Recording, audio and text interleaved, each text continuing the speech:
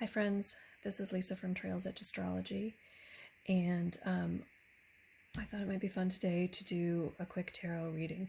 We are approaching a balsamic moon, and balsamic moons are times of a real release and really getting down to what is essential. And I think this is particularly important in this balsamic moon because the sun has entered Aries, but it is said that the new moon in Aries is really the initiation point, and really the time, the beginning of spring, I guess.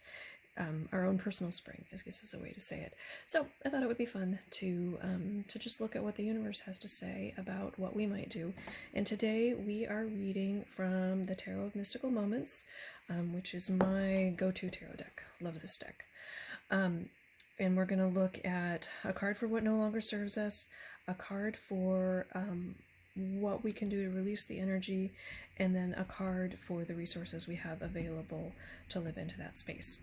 So again, I'm looking at what to release during this balsamic phase of the moon, so that we're ready when the new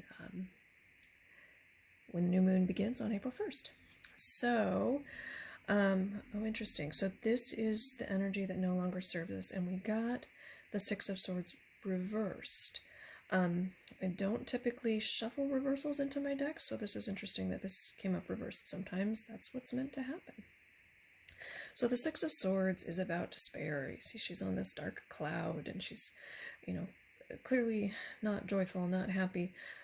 But there's this star and this anchor here that kind of gives some hope. I'm thinking that reversed, that what this is telling us is that maybe we have a lot of that dark cloud. We've been feeling the blues. Maybe we've been wallowing in misery. Maybe we've been feeling despair. And what this card is telling us is that that's no longer serving us, that it's time to let those feelings go. And that letting those go will help us move into this next season. So there's our first card. Now, what can we do to release and let go of this energy? Okay, so we got the World. And the World is really about fulfillment and achievement of our goals and kind of the culmination of the journey. So interesting that this is the card that came up.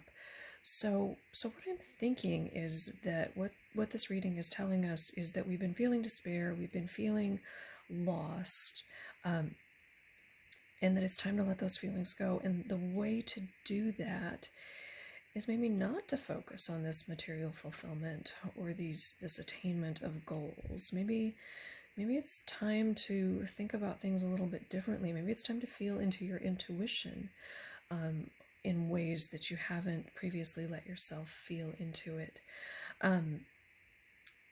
So although the sun is in Aries, and we're going to have this new moon in Aries, there's a lot of Pisces energy in the sky. And Pisces energy is really largely about intuition and about, feeling into those liminal spaces. And so it's not about checking the boxes, creating the strategic plan, doing the work in the material world. It's more about that, the dreams and community consciousness, collective consciousness. And so I'm thinking that what this is telling us is that we need to really feel into that Pisces energy.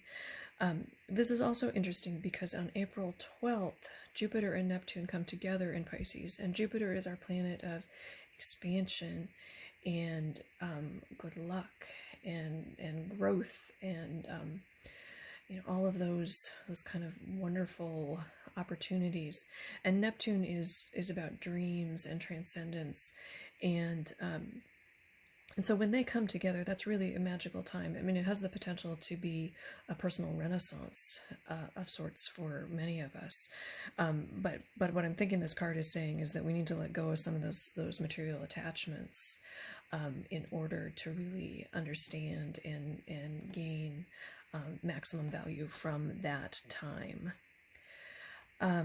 All right, and our third card is what resources are available to help us release. Oh, interesting. So this is the Nine of Wands, and the Nine of Wands is that we've been on a journey, and it's been a hard journey. It has not been pleasant. There have been lots of scars, and we are still wearing those scars. But we have survived. So I think this is telling us that we need to let go of that despair, that we need to live into our intuition and live into those things we can't necessarily know with our five senses, but yet we really know. And that we have developed the strength over the last couple of years of living through this pandemic to really make that happen. Trust that you have the tools and resources you need. You are strong. You are amazing. You have lived through a lot. And we have the potential to be coming into a time where you can really step into authentically who you are in ways that maybe you haven't been able to in the past. If you're willing to let go of some of that despair and some of those material trappings. So, again, this is Lisa from Trails Edge Astrology, and I hope this has been helpful. If you like it, let me know, and we'll keep doing these kinds of things. And I'll talk to you soon. Thanks. Bye.